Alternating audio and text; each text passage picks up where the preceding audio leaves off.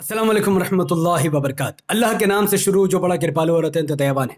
मैं हूं मोहम्मद हफीज अंसारी और आप देख रहे हैं द पॉडिकल। बिहार के नवादा में 30 साल से पानी में डूबी एक ऐसी मस्जिद प्रकट हुई है जिसके रहस्य को जानकर आप हैरान हो जाएंगे। साथ ही इस बारे में पता करेंगे कि कुछ लोगों का दावा यह मस्जिद 150 साल पुरानी है या कोई दावा कर रहा है कि यह मस्जिद 600 साल पुरानी है। यह मस्जिद आखिर है कितनी साल पुरानी और इस मस्जिद से जुड़ी दो रहस्य जिसके बारे में जो आपको बताऊंगा वीडियो के अंत तक, तो आप हैरान हो जाएंगे कि ये मस्जिद का क्या कितना बड़ा चमत्कार है और इस मस्जिद का बाबरी मस्जिद से क्या कनेक्शन है, ज्ञान मस्जिद से क्या कनेक्शन है, सब कुछ इस वीडियो में इंशाल्लाह हम समझेंगे। तो खबर बिहार से है। बिहार के नवादा जिले में एक मस्जिद 30 दशक बाद पानी से ऊपर आई है। यह मस्जिद 30 सालों से डैम के पानी में डूबी हुई थी। इस सीन को देखने के लिए सड़कों में हजारों लोगों की तादाद उमड़ रही है। दूर दूर से लोग इस मस्जिद को देखने आ रहे हैं।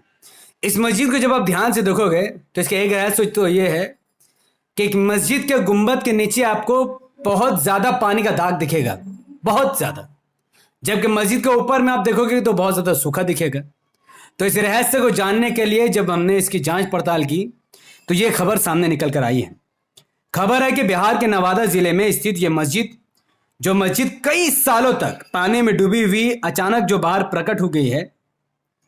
इसके बारे में एक स्थानीय शख्स ने बताया कि फुलवरिया डैम के निर्माण साल 1984 में हुआ, यानी 1984 यानी करीबन आज से वही 50 साल पहले, लगभग 40 साल पहले। तो इससे पहले यहां मुसलमानों की एक बड़ी आबादी रहा करती थी और यही मस्जिद के बारे में खास अपडेट जो आपको कोई नहीं बताएगा। जाहिर है कि एक बड़ी मस्जिद मिली है तो उसके आसपास बहुत बड़ी मुस्लिम आबादी होगी, क्योंकि जो मस्जिद आपको दिख रही है इसमें 8 पिल्लर है, 8 मीनार है, 8 मीनार। तो यह मस्जिद बहुत बड़ी, जिसकी कैपेसिटी कम से कम इसके अंदर ऊपर नीचे के ग्राउंड में कम से कम 500 लोग नमाज पढ़ सकते हैं। देख के ऐसा लगता है। तो आसपास में कम से कम लाखों मुसलमानों की आबादी होगी। तो जो वहां के स्थानीय हैं उन्होंने बताया कि यहां मुसलमानों की एक बड़ी आबादी रहा करती थी। जब इस डैम को बनाया गया तो लोगों को विस्थापित किया गया और उन्हें हरिदिया के डैम के बगल में गांव में बसा दिया गया। एक मीडिया रिपोर्ट के अनुसार डैम बनाने के दौरान इस मस्जिद को ऐसे ही छोड़ दिया गया। पानी होने के कारण यह मस्जिद का सिर्फ गुंबद ही ऊपर से दिखाई देता था। तो डैम का पानी छोड़ने के बाद भी यह मस्जिद पूरी तरीके से नहीं डूबी, बल्कि ऊपर में इसका गुंबद दिखता था। पर जो लोग नए थे उनको लगा होगा कि कोई स्ट्रक्चर है डैम के रिलेटेड, लेकिन जो पुराने बुजुर्ग थे उनको पता था कि ये हमारी मस्जिद है, जो हमने देश को बढ़ावा देने के लिए, देश को तरक्की करने के लिए डैम का बनाया जाना बहुत जरूरी है। एक डैम के बनने से सैकड़ों गांव को पानी दे दी जाती है।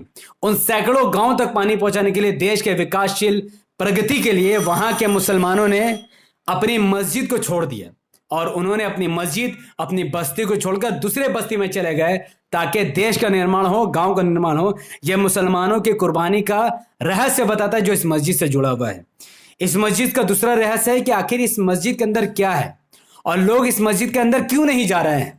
तो इस तस्वीर में आप देख सकते हैं कि लोग इसके मस्जिद के अंदर नहीं जा रहे, बल्कि बाहर ही खड़े होकर मस्जिद को ताक रहे हैं।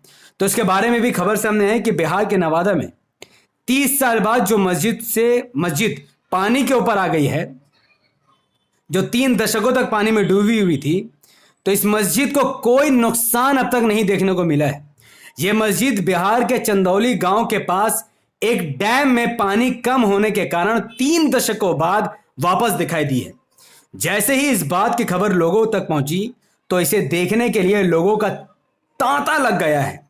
लोग इस मस्जिद का दीदार करने के लिए कई किलोमीटर चलकर वहां पहुंच रहे हैं और इस मस्जिद के अंदर इसलिए नहीं जा पा रहे क्योंकि आसपास काफी भारी कीचड़ जमी हुई, जिसमें लोगों का पैर धंस जा रहा है और लोगों को खतरा हो रहा है कि लोग पूरी तरीके से कीचड़ में न धंस जाए। तो अब मस्जिद के अंदर क्या है तो वो मस्जिद के जाने के बाद ही पता चलेगा, लेकिन अब तक लोग मस्जिद के अंदर नहीं जा पा रहे हैं। कीचड़ के कारण अंदर जाना मुश्किल हो रहा है। अब एक बहुत बड़ा चमत्कार मैं आपको बताता हूं। इस मस्जिद के इर्द गिर्द काफी कीचड़ है, यही कारण है कि इसके बेहद करीब जाना काफी मुश्किल है, लेकिन कई लोग हाथ में चप्पल लिए अंदर जाकर उसे देखने की भी कोशिश कर रहे हैं। 30 सालों से डूबी इस मस्जिद को देखने के लिए कई गांवों से भी लोग आ रहे हैं। कई लोगों का कहना है कि 3 दशक पर यह पानी इसमें डूबा रहा, लेकिन इस मस्जिद का एक पिलर भी नहीं टूटा, इस मस्जिद का एक ईंटा भी नहीं खराब हुआ। यह मस्जिद जैसा 30 साल पहले थी, आज भी पानी में 30 साल डूबे होने के बावजूद भी यह मस्जिद वैसे क्या वैसे ही है। और यह मस्जिद के लिए बहुत बड़ा चमत्कार है और यह बहुत बड़ा करिश्मा है। अल्लाह सुब्हानो तआला ने अपनी मस्जिद की खुद हिफाजत की, बल्कि आज लोग मस्जिद को तोड़ने के लिए उत्सुक हैं। इस वीडियो पर बाद में आएंगे। पहले इस मस्जिद का नाम क्या है? अब तक जिन लोगों को पता चल चुका है वो कमेंट पर जरूर बताएं कि इस मस्जिद का नाम क्या है, वरना मैं आपको बता देता हूं। जागरण न्यूज के अनुसार इस मस्जिद का नाम नूरी मस्जिद है। जी हाँ, इस मस्जिद का नाम नूरी मस्जिद है। और यह मस्जिद कितनी साल पुरानी है? जागरण न्यूज के अकॉर्डिंग 30 वर्ष पानी में डूबी यह मस्जिद 120 साल पुरानी मस्जिद। आप सोचिए, 120 साल पुराना मुसलमानों के हाथ से बनाया हुआ एक स्ट्रक्चर जिसे हम मस्जिद कहते हैं, उस मस्जिद को 30 साल तक पानी में डूबा रहना पड़ा। और 30 साल बाद यानी करीबन 150 साल अब इस मस्जिद के हो चुके हैं और इस मस्जिद पर जरा सा भी खरोच नहीं हुआ है।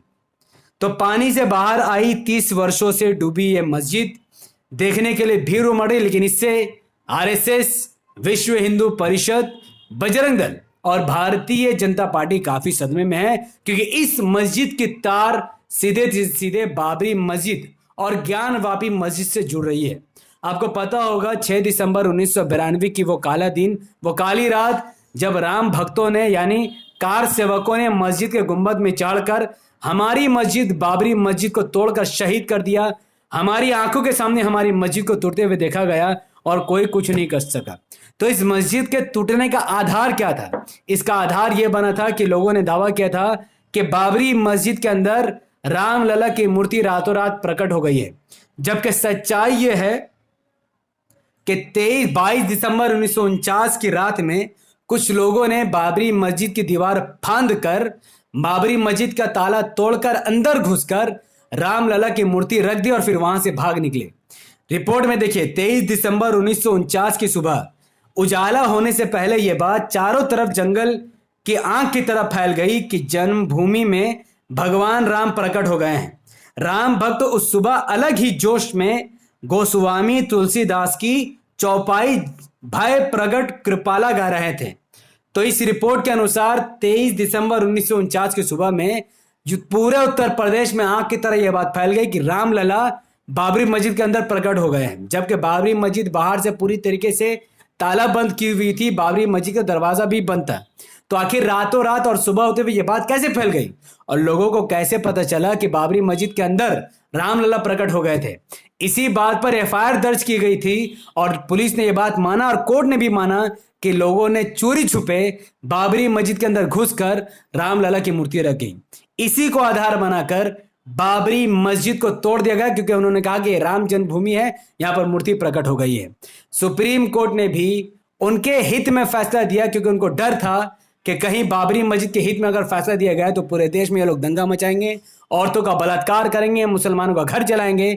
इस चीज को देखते हुए सुप्रीम कोर्ट के 5 जजों ने यह कहा कि बाबरी मस्जिद 600 साल 450 साल से वहीं थी, लोगों ने वहां पर नमाज पढ़ी। आजादी से पहले भी वहां मस्जिद थी और आजादी के बाद भी वहां लोग नमाज पढ़ रहे थे, लेकिन फिर भी यह फैसला राम जन्मभूमि के पक्ष में दिया गया ताकि देश में शांति बना रहे, क्योंकि सुप्रीम कोर्ट जानता था कि जो माइनॉरिटीज है, मुसलमान है, वो शांति से रहते थे और जो लोग जो वीएचपी, बजरंग दल, विश्व हिंदू परिषद के लोग हैं, वो देश में वैसा तहलका मचाएंगे जैसा उन्होंने गुजरात में मचाया था।